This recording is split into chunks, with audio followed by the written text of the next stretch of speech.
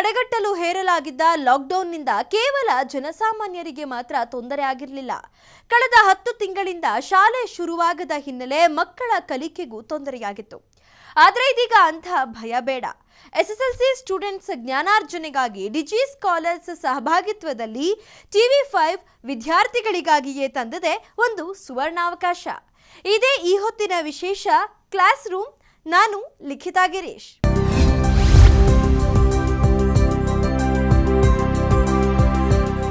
ಮಕ್ಕಳೇ, ಇವತ್ತು ಜೀವಕ್ರಿಯೆಗಳ ಬಗ್ಗೆ ಕೆಲವೊಂದು ಮಾಹಿತಿಯನ್ನ ನಮ್ಮ ಶಿಕ್ಷಕರು ನಿಮಗೆ ತಿಳಿಸಿಕೊಡಲಿದ್ದಾರೆ ನೋಡಿ. Hello students, today we are going to discuss 10th standard science. In that, let us study the chapter Life Processes. What are life processes? Life on the earth exists based on certain functions and processes.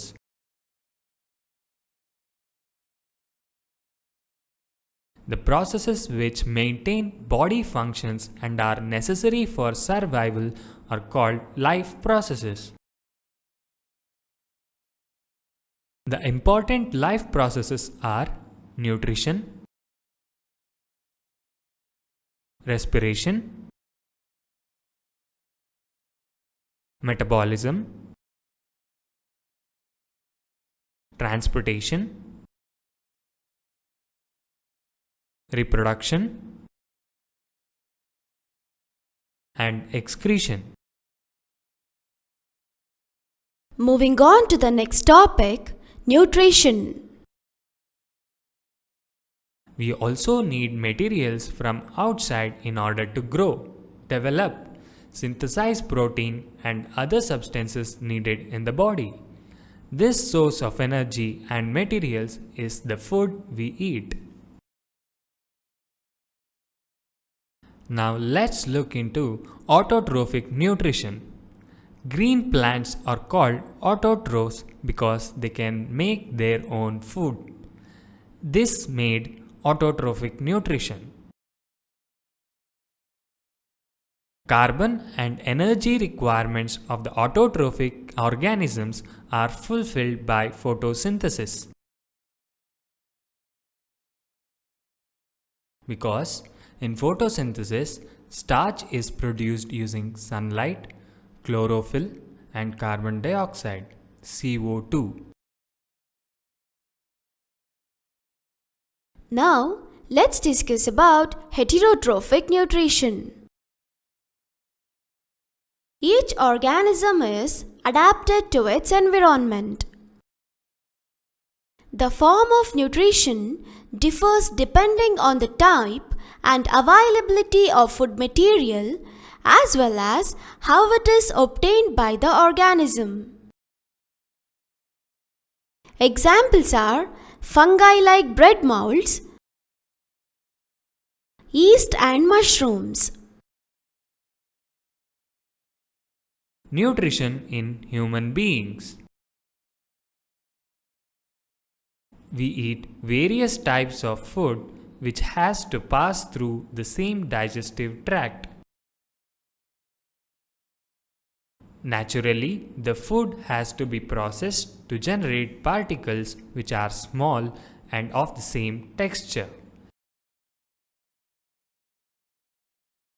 It is necessary to move the food in a regulated manner along the digestive tube so that it can be processed properly in each part. From the mouth, the food is taken to the stomach through the food pipe or esophagus. The stomach is a large organ which expands when food enters it. The muscular walls of the stomach help in mixing of the food thoroughly with more digestive juices. These digestion functions are taken care of by the gastric glands in the wall of the stomach. These release hydrochloric acid, a protein digesting enzyme called pepsin, and mucus. The hydrochloric acid creates an acidic medium which facilitates the action of the enzyme pepsin. We have often heard adults complaining about acidity. Can this be related to what has been discussed above? From the stomach, the food now enters the small intestine. This is the longest part of the alimentary canal, which is fitted into a compact space because of extensive coiling. The length of the small intestine differs in various animals depending on the food they eat. The small intestine is the site of complete digestion of carbohydrates, proteins, and fats.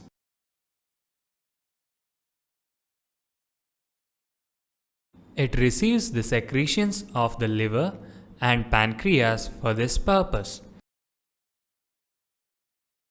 The food coming from the stomach is acidic and has to be made alkaline for the pancreatic enzymes to act. Bile juice from the liver accomplishes this in addition to the acting of fats. The pancreas secretes pancreatic juice which contains enzymes like trypsin for digesting proteins and lipase for breaking down emulsified fats. The digested food is taken up by the walls of the intestine. The inner lining of the small intestine has numerous finger-like projections called villi, which increase the surface area for absorption. The villi are richly supplied with blood vessels which take the absorbed food to each and every cell of the body, where it is utilized for obtaining energy, building up new tissues, and the repair of old tissues. The unabsorbed food is sent into the large intestine where more villi absorb water from this material. The rest of the material is removed from the body via the anus. The exit of this waste material is regulated by the anal sphincter. Moving on to the next topic. Respiration. The respiratory system, also called the gas exchange system, is the body getting rid of carbon dioxide and taking in oxygen. Carbon dioxide, a waste product, goes out of the body. Oxygen, which the body needs, comes in. The first step in this process is breathing in air or inhaling. Inhalation means bringing air rich in oxygen into the body. Exhalation means giving out of air rich in carbon dioxide from the body. Now, let's discuss the next topic in this chapter, transportation. In this, let's discuss about transportation in human beings. We have seen that blood transports food, oxygen, and waste materials in our bodies. We have learnt about blood being a fluid connective tissue. Blood consists of a fluid medium called plasma, in which the cells are suspended. Plasma transports food, carbon dioxide, and nitrogenous wastes in dissolved form. Oxygen is carried by the red blood corpuscles. Many other substances like salts are also transported by the blood. Let's discuss the important topic of this chapter, our pump the heart. The heart is a muscular organ which is as big as our fist. Both oxygen and carbon dioxide have to be transported by the blood. The heart has different chambers to prevent the oxygen-rich blood from mixing with the blood containing carbon dioxide. The carbon dioxide-rich blood has to reach the lungs for the carbon dioxide to be removed, and the oxygenated blood from the lungs has to be brought back to the heart. This oxygen-rich blood is then pumped to the rest of the body. We can follow this process step by step.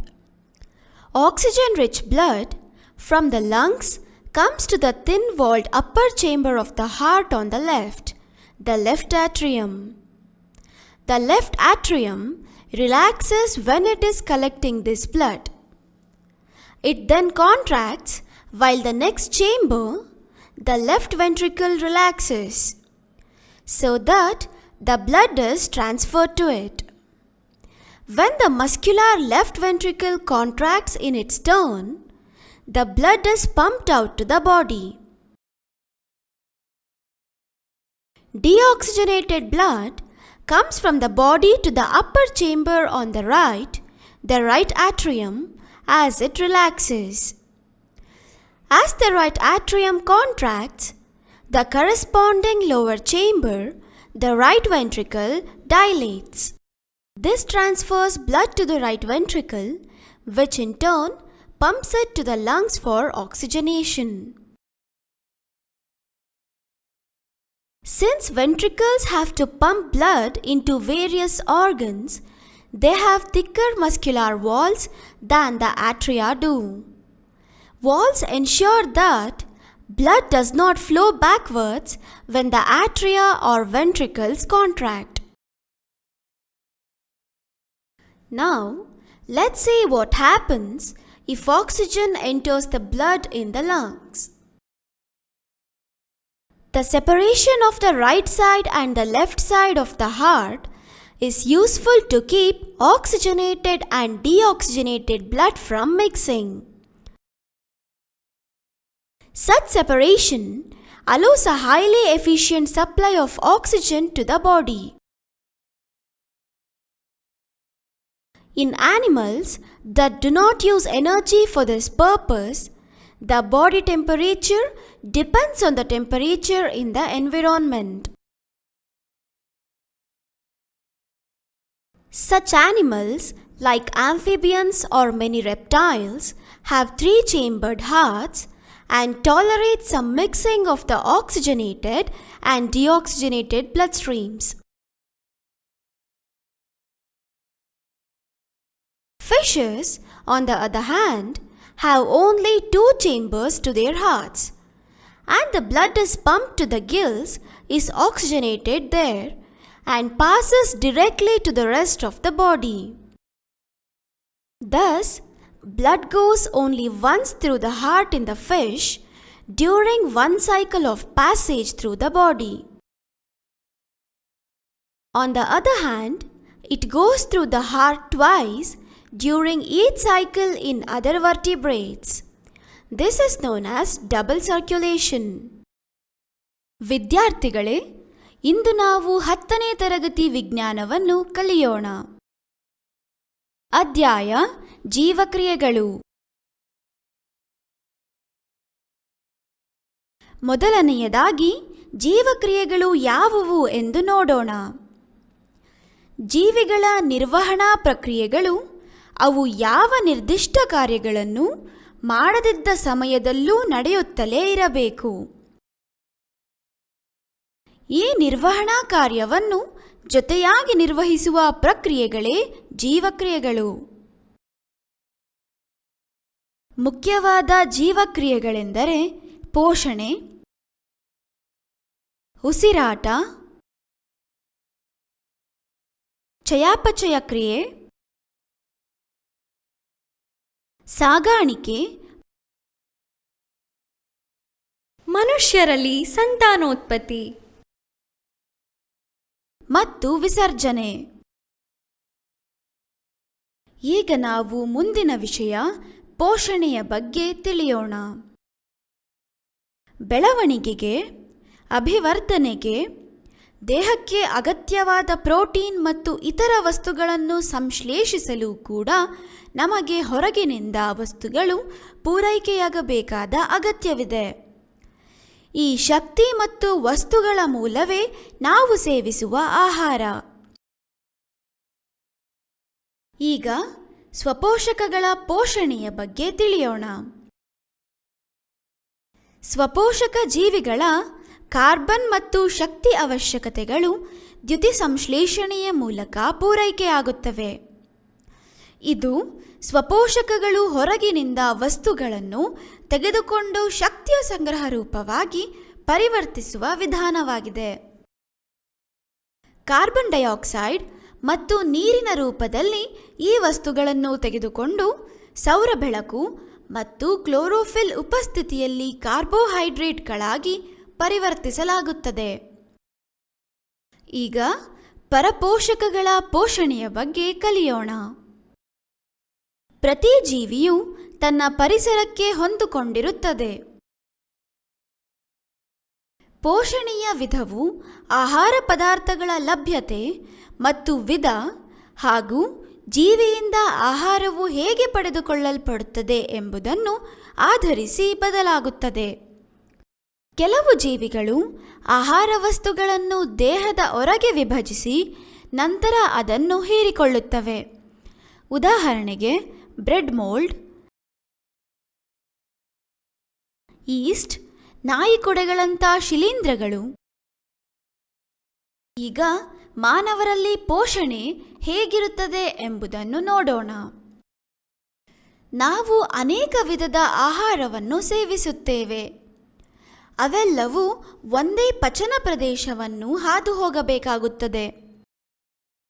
ಸ್ವಾಭಾವಿಕವಾಗಿ ಸಣ್ಣ ಮತ್ತು ಒಂದೇ ರೀತಿಯ ವಿನ್ಯಾಸವಿರುವ ಕಣಗಳು ಉಂಟಾಗುವಂತೆ ಆಹಾರವನ್ನು ಸಂಸ್ಕರಿಸಬೇಕಾಗುತ್ತದೆ. ಆಹಾರವು ಜೀರ್ಣನಾಳದ ಪ್ರತಿಯೊಂದು ಭಾಗದಲ್ಲಿ ಸರಿಯಾಗಿ ಸಂಸ್ಕರಿಸಲು ಅದು ಜೀರ್ಣನಾಳದಲ್ಲಿ ಒಂದು ನಿಯಂತ್ರಿತ ರೀತಿಯಲ್ಲಿ ಚಲಿಸುವುದು ಅಗತ್ಯವಾಗಿದೆ. ಆಹಾರವು ಬಾಯಿಯಿಂದ ಜಠರಕ್ಕೆ ಆಹಾರನಾಳ ಅಥವಾ ಅನ್ನನಾಳದ ಮೂಲಕ ಒಯ್ಯಲ್ಪಡುತ್ತದೆ. ಜಠರವು ಒಂದು ದೊಡ್ಡ ಅಂಗವಾಗಿದ್ದು ಆಹಾರ ಪ್ರವೇಶಿಸಿದಾಗ ಹಿಗ್ಗುತ್ತದೆ. ಜಠರದ ಸ್ನಾಯುಕ ಗೋಡೆಗಳು ಹೆಚ್ಚಿನ ಪಚನ ರಸಗಳೊಂದಿಗೆ ಆಹಾರವು ಚೆನ್ನಾಗಿ ಮಿಶ್ರಣವಾಗಲು ಸಹಾಯ ಮಾಡುತ್ತವೆ. ಈ ಪಚನ ಪ್ರಕ್ರಿಯೆಗಳು ಜಠರದ ಗೋಡೆಯಲ್ಲಿ ಕಂಡುಬರುವ ಜಠರ ಗ್ರಂಥಿಗಳಿಂದ ನಿರ್ವಹಿಸಲ್ಪಡುತ್ತವೆ. ಇವು ಹೈಡ್ರೋಕ್ಲೋರಿಕ್ ಆಮ್ಲ, ಪ್ರೋಟೀನನ್ನು ಜೀರ್ಣಿಸುವ ಪೆಪ್ಸಿನ್ ಮತ್ತು ಲೋಳೆಯನ್ನು ಸ್ರವಿಸುತ್ತವೆ. ಹೈಡ್ರೋಕ್ಲೋರಿಕ್ ಆಮ್ಲವು ಪೆಪ್ಸಿನ್ ಕಿಣ್ವದ ಕ್ರಿಯೆಯನ್ನು ಉತ್ತೇಜಿಸುವ ಆಮ್ಲೀಯ ಮಾಧ್ಯಮವನ್ನು ಉಂಟುಮಾಡುತ್ತದೆ. ವಯಸ್ಕರು ಆಮ್ಲೀಯತೆಯ ಸಮಸ್ಯೆಯ ಬಗ್ಗೆ ದೂರುವುದನ್ನು ಸಾಮಾನ್ಯವಾಗಿ ನಾವೆಲ್ಲ ಕೇಳಿದ್ದೇವೆ. ಈಗ ಆಹಾರವು ಜಠರದಿಂದ ಸಣ್ಣ ಕರುಳಿಗೆ ಪ್ರವೇಶಿಸುತ್ತದೆ. ಇದು ಜೀರ್ಣನಾಳದ ಅತ್ಯಂತ ಉದ್ದದ ಭಾಗವಾಗಿದ್ದು ವ್ಯಾಪಕವಾಗಿ ಸುರುಳಿ ಹೊಂದಿ ಕಡಿಮೆ ಸ್ಥಳದಲ್ಲಿ ಅಳವಡಿಸಲ್ಪಟ್ಟಿದೆ. ಸಣ್ಣ ಕರುಳಿನ ಉದ್ದವು ವಿವಿಧ ಪ್ರಾಣಿಗಳಲ್ಲಿ ಅವು ಸೇವಿಸುವ ಆಹಾರದ ಆಧಾರದ ಮೇಲೆ ವಿಭಿನ್ನವಾಗಿವೆ. ಸಣ್ಣ ಕರುಳು ಎಂಬುದು ಕಾರ್ಬೋಹೈಡ್ರೇಟ್ಗಳು, ಪ್ರೋಟೀನ್ಗಳು ಮತ್ತು ಕೊಬ್ಬುಗಳು ಸಂಪೂರ್ಣ ಪಚನವಾಗುವ ಸ್ಥಳವಾಗಿದೆ.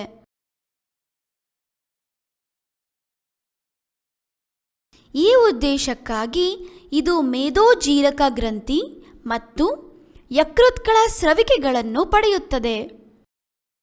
ಜಠರದಿಂದ ಬರುವ ಆಹಾರವು ಆಮ್ಲೀಯವಾಗಿದ್ದು ಮೇದೋಜೀರಕ ಕಿಣ್ವಗಳ ಪ್ರತಿವರ್ತನೆಗಾಗಿ ಅದನ್ನು ಕ್ಷಾರೀಯಗೊಳಿಸುವ ಅಗತ್ಯವಿದೆ. ಯಕೃತ್ನಿಂದ ಸ್ರವಿಕೆಯಾಗುವ ಪಿತ್ತರಸವು ಕೊಬ್ಬಿನ ಮೇಲೆ ಪ್ರತಿವರ್ತಿಸುವ ಜೊತೆಗೆ ಈ ಕಾರ್ಯವನ್ನು ಪೂರ್ಣಗೊಳಿಸುತ್ತದೆ. ಮೇದೋಜೀರಕವು ಮೇದೋಜೀರಕ ರಸವನ್ನು ಸ್ರವಿಸುತ್ತದೆ. ಅದು ಪ್ರೋಟೀನ್ ಅನ್ನು ಜೀರ್ಣಿಸಲು ಟ್ರಿಪ್ಸಿನ್ ಮತ್ತು ವಿಭಿನ್ನ ಸಾಂದ್ರತೆ ಹೊಂದಿರುವ ಕೊಬ್ಬುಗಳ ಮಿಶ್ರಣವನ್ನು ಎಮಲ್ಸೀಕರಣಗೊಳಿಸುವ ಲೈಪೇಸ್ ಎಂಬ ಕಿಣ್ವಗಳನ್ನು ಹೊಂದಿದೆ.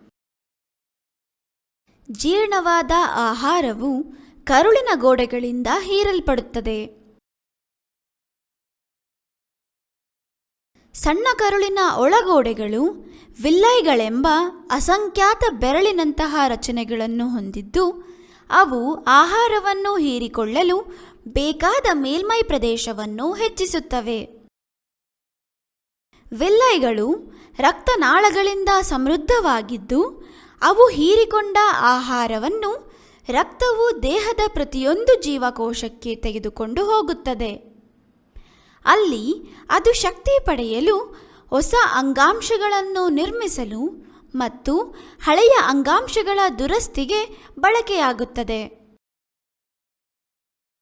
ಹೀರಿಕೆಯಾಗದ ಆಹಾರವು ದೊಡ್ಡ ಕರುಳಿಗೆ ಕಳಿಸಲ್ಪಡುತ್ತದೆ. ಅಲ್ಲಿ ಹೆಚ್ಚಿನ ವಿಲ್ಲೈಗಳು ಈ ಪದಾರ್ಥಗಳಿಂದ ನೀರನ್ನು ಹೀರಿಕೊಳ್ಳುತ್ತವೆ. ಉಳಿದ ಪದಾರ್ಥಗಳನ್ನು ಗುದದ್ವಾರದ ಮೂಲಕ ದೇಹದಿಂದ ಹೊರಹಾಕಲಾಗುತ್ತದೆ. ಈ ತ್ಯಾಜ್ಯ ಪದಾರ್ಥಗಳ ಹೊರಹಾಕುವಿಕೆಯು ಗುದಸಂಕುಚನ ಸ್ನಾಯು ಎಂದರೆ ಏನಲ್ ಸ್ಪಿಂಕ್ಟರ್ಗಳಿಂದ ನಿಯಂತ್ರಿಸಲ್ಪಡುತ್ತದೆ. ಈಗ ನಾವು ಉಸಿರಾಟದ ಬಗ್ಗೆ ತಿಳಿಯೋಣ. ಪ್ರಕ್ರಿಯೆಯ ಮೊದಲ ಹಂತವೆಂದರೆ ಉಸಿರಾಡುವುದು. ಉಸಿರಾಟದ ಶ್ವಾಸಕೋಶ ಆಕ್ಸಿಜನ್ ಅನ್ನು ಹೀರಿಕೊಳ್ಳಲು ಮತ್ತು ಕಾರ್ಬನ್ ಡೈಆಕ್ಸೈಡ್ ಅನ್ನು ಬಿಡುಗಡೆ ಮಾಡುತ್ತದೆ.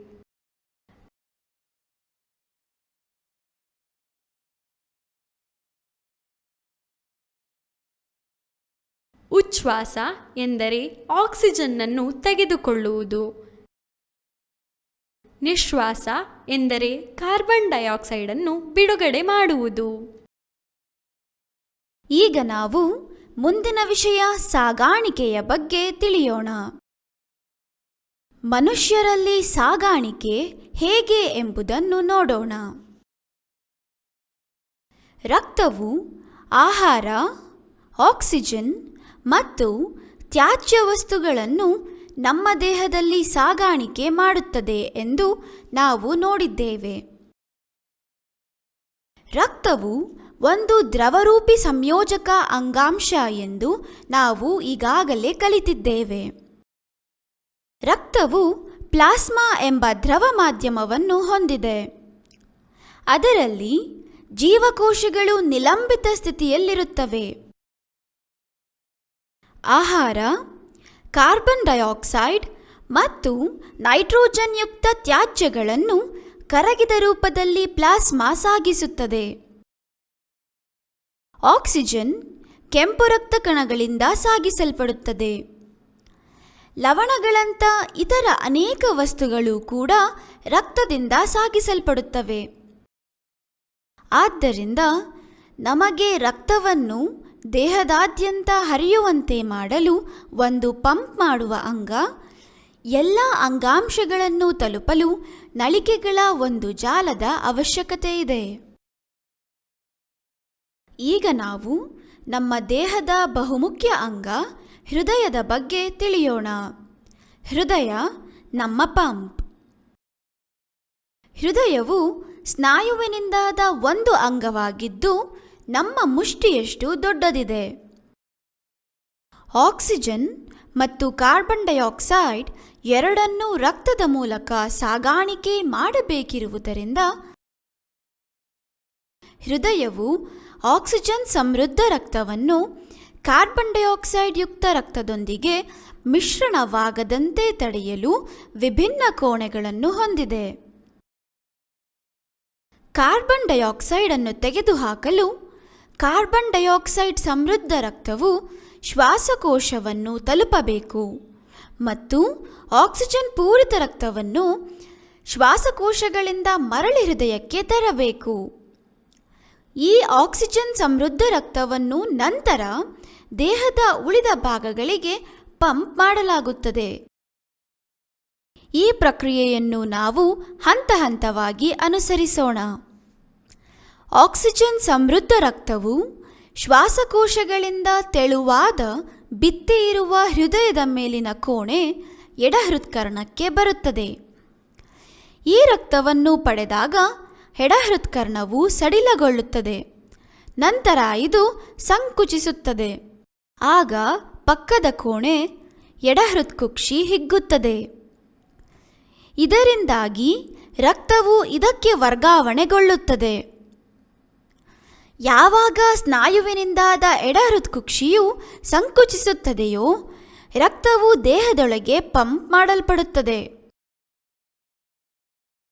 ಬಲಭಾಗದ ಮೇಲಿನ ಕೋಣೆ ಬಲ ಹೃತ್ಕರ್ಣವು ಹಿಗ್ಗಿದಾಗ ಆಕ್ಸಿಜನ್ ರಹಿತ ರಕ್ತವು ದೇಹದಿಂದ ಅದಕ್ಕೆ ಬರುತ್ತದೆ.